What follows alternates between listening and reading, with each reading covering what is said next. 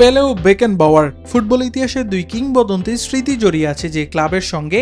এবার সেই new York কসমোসের দরজায় কড়া নাড়ছে বাংলাদেশের সমিত সোম।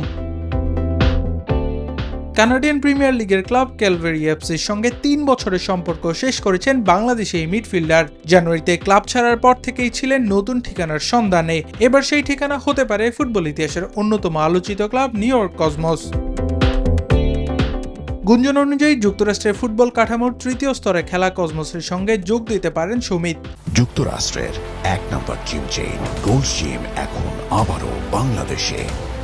বসুন্ধরা আবাসিক এলাকা ও বসুন্ধরা সিটি শপিং মলে। তবে এখনো আনুষ্ঠানিক কোনো ঘোষণা আসেনি। সমিত কিংবা নিউ ইয়র্ক কসমোস কেউই নিশ্চিত করেনি এই খবর। তবে কসমোসে সমিতের সম্ভাব্য যোগদানে তৈরি হয়েছে বাড়তি আগ্রহ। কারণ এই ক্লাবে ১৯৭৫ থেকে ৭৬ সাল পর্যন্ত খেলেছেন ব্রাজিলিয়ান কিংবদন্তি পেলে। একই সময় কসমোসের জার্সি গায়ে তুলেছেন জার্মান কিংবদন্তি ফ্রান্স বেকেনবাওয়ার।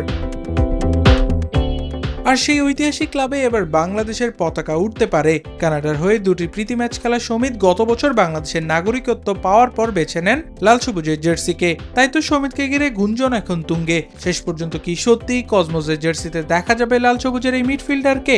এখন অপেক্ষা আনুষ্ঠানিক ঘোষণার। আবরার আল দাইয়ান, নিউজ 24।